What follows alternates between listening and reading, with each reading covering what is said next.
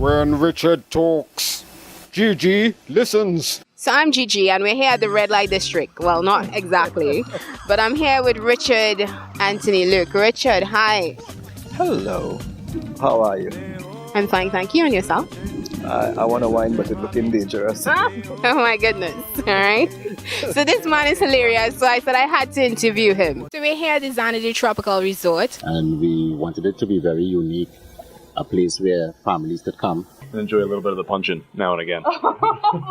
You've been having punch-in? Once or twice. We've tried it out. Got to sample the local. Trinidad and Tobago Yacht Club, that's in Chagaramas in Port of Spain, and this is Regatta 2014. Did you outcast yourselves or was you outcasted? What's going on? Everyone wants to know. We are doing really good. How does we grow organic? Handful of salt and 2 handful of manure, and you place it down deep inside the hole, and you allow it to catch and grow.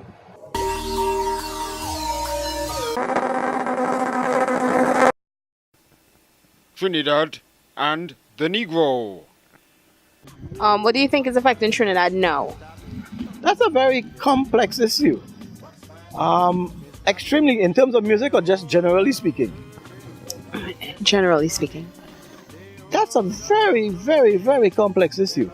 I approach two things. I approach things in two ways, globally and locally. Globally, we're at a very unique point in human history. For the first time, the white masters of the world have gotten up, looked around, and realized that they have inherited vanity. That they have created a world paradigm that is leading to potentially what is called a population bottleneck.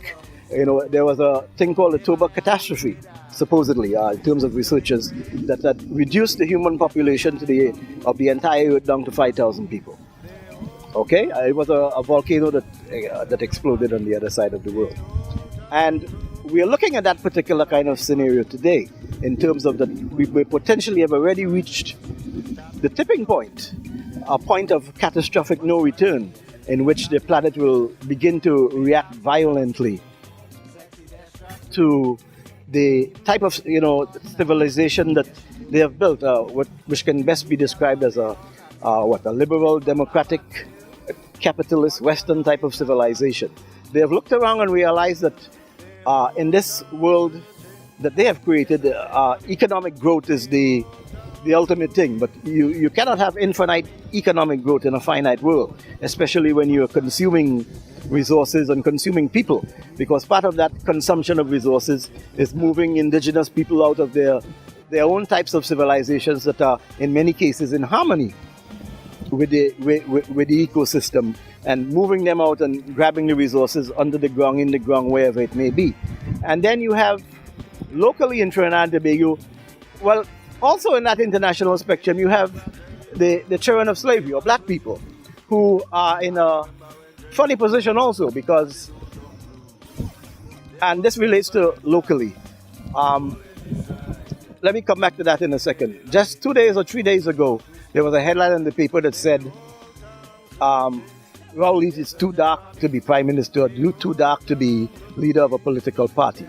And that just shows how little we have really progressed, despite all the talk of this being a rainbow civilization, and all the so-called singers sing about it and say, all we is one family and all the rest of that.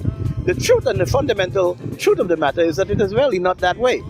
That 500 years after Columbus landed here in 1498, that this can be a subject of a newspaper headline.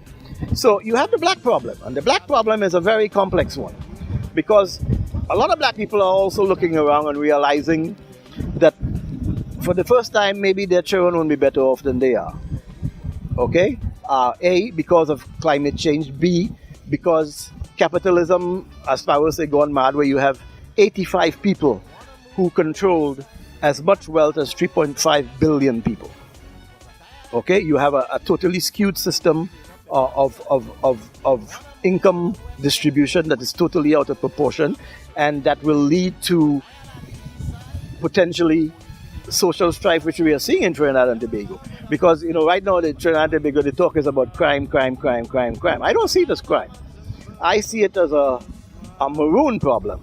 I see it as the development of a subculture in Trinidad and Tobago that does not care about the values of, let's call them the Negroes. And I use that term in a funny way because it's the best thing I know to describe the children of slavery, even though to me it's a derogatory, one of 150 derogatory terms. But the children of slavery are a very unique people in that they're the only people that don't know their tribe. Everybody else in the world can tell you their tribe because that idea of race is really a false paradigm. There's only one race, the human race. But men are broken up into tribes, and I think they make up for that by even creating their own tribes. And I think that deficit of tribe creates problems. And it's sometimes very oxymoronic because in terms of trying to define themselves, the children of slavery say things like, I'm an Afro-Trinidadian, I'm an Afro-American. But what would you call Nelson Mandela, an Afro-South African? It's a kind of oxymoronic statement. He was a Xhosa. Okay? So you have that problem of tribe. Now, I'm not going to say the tribal name because most people don't know what their tribal name is. And I will not say it. So I'll call them Negroes. So you have the problem of the Negro in Trinidad and Tobago. And it's a rather unique problem because this is a society where, we like it or not, everything. I used to think that it was a unique place, that we could live here in peace and create a type of world society, but I really don't see it happening anymore. I think we have gone down a road here and there seems to be no escape from it. Richard talks. Gigi listens.